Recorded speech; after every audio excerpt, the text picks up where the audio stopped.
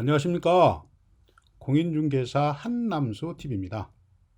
일반적으로 주택임대차보호법은 임차인에게 유리하게 규정이 되어 있습니다. 규정에 명시되어 있지 않으면 분쟁이 발생되었을 때 임차인에게 유리하게 해석을 하도록 되어 있어요. 그래서 이를 편면적 강행 규정 또는 어떤 전문가들은 주택임대차보호법을 주택임차인 보호법 이렇게까지 말씀을 하시는 분들도 있습니다.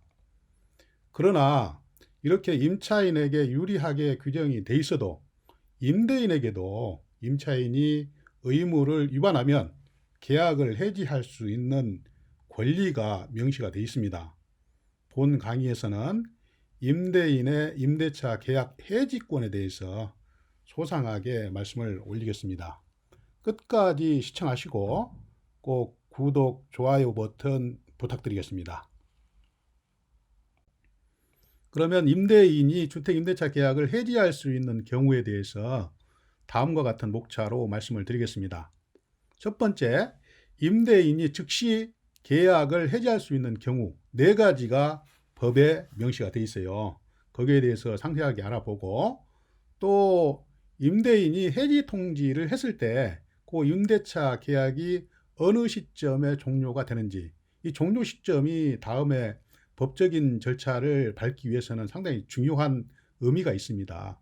그래서 임대차 계약 종료 시점에 대해서 또 구체적으로 알아보겠습니다.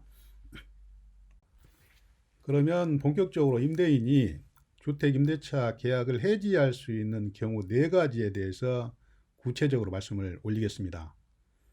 임대차 기간에 약정이 있더라도 다음의 사유가 있는 경우에는 임대차 계약을 임대인이 중도에 해지할 수 있습니다. 그 4가지 사항 구체적으로 보시죠. 첫 번째, 임차인이 임대인의 동의 없이 임차권을 양도하거나 임차주택을 전대한 경우, 이렇게 양도나 전대를 할 경우에는 임대인의 동의를 꼭 받아야 됩니다. 그렇지 않을 경우에는 해지 사유가 돼요. 마음대로 이렇게 제3자가 살 수 있도록 하면 안 되겠죠. 두 번째, 임차인이 차임을 2기 이상 연체한 경우, 이 경우에는 주의할 것은 금액 기준입니다. 예를 들어서 한 달에 차임이 50만 원이다. 그럴 경우에 50만 원씩 합한 2기 금액, 이 100만 원이죠. 이 100만 원 이상 연체가 됐을 경우에 해지 사유가 된다. 단순히 1월 달 일부 내고 2월 달 일부 내고 기간적으로 2기가 연체가 돼 있다고 해서 해지 사유는 안 돼요.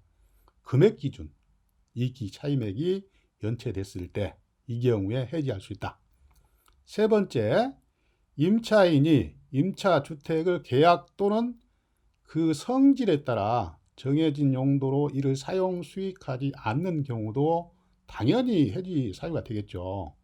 예를 들자면 주거용으로 사용해라고 임대를 해줬는데 그거를 일방적으로 개조를 해가지고 세탁소로 사용을 한다든가 아니면 식당으로 사용을 한다든가 또 술집으로 사용한다든가 그러면 안 되겠죠.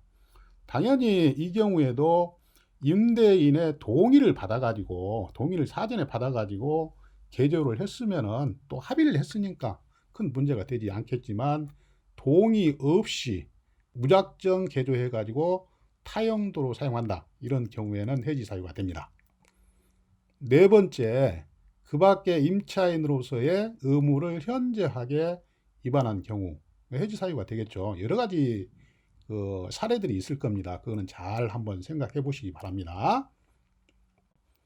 자, 그러면 두 번째로 전 슬라이드에서 말씀드린 4가지 해지 사유가 발생했을 때 임대인이 임차인한테 해지 통지를 함으로써 임대차 계약을 종료시킬 수 있다. 이렇게 제가 말씀드렸는데 이 종료 시점이 그러면 도대체 언제냐? 여기에 대해서 말씀을 드리겠습니다. 계속해서 집을 비워달라. 이 차임을 못 받기 때문에 집을 비워달라고 계속해서 말씀을 드렸었는데 임차인이 안 나간다. 그러면 결국은 이제 명도 소송을 해야 될 건데 임대차 계약을 종료를 시켜놓고 명도 소송을 해야 될 거 아닙니까? 그래서 종료 시점이 상당한 중요한 의미를 가질 수 있다. 거기에 대해서 알아보겠습니다. 임대인이 해지 통지 시에 해지의 의사 표시가 임차인에게 도달한 때 임대차 계약 관계는 종료된다. 그러니까 임차인한테 그 해지 의사표시가 도달이 돼야 돼요.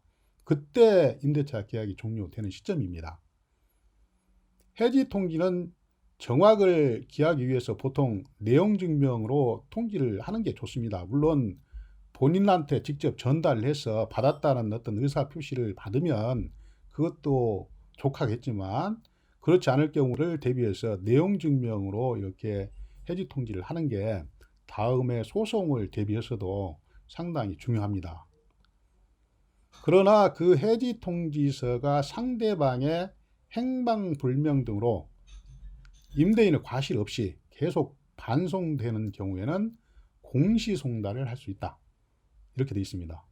상대방이 그거를 받지 않고 계속해서 반송이 되는 경우는 다른 방법을 써야 될 거 아니겠습니까?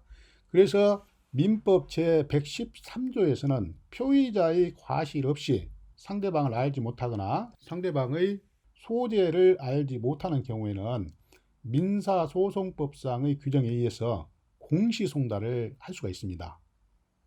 그래서 공시송달을 희망하는 경우에는 법원에 신청을 하고 법원은 신청을 접수해서 공시송달 절차를 밟습니다.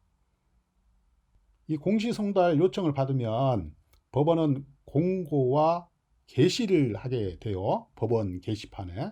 그래서 공고와 게시를 한 날로부터 2주 후에 상대방한테 도달한 것으로 보는 겁니다. 이렇게 내용증명이든 공시송달이든 어떤 방법으로든지 임차인에게 해지 통지가 도달해야 임대차 계약이 그 시점으로 종료가 되는 거예요.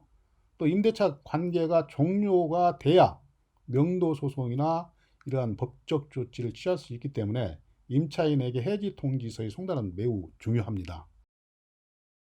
여러분 도움이 되셨으면 구독, 좋아요 버튼 부탁드리고, 앞으로도 저는 부동산 관련 강의, 그러니까 주택 상가 건물 임대차 보호법이나 또 경매 권리 분석, 또 부동산 상식, 이런 주제를 가지고 여러분들을 계속해서 찾아뵙도록 하겠습니다.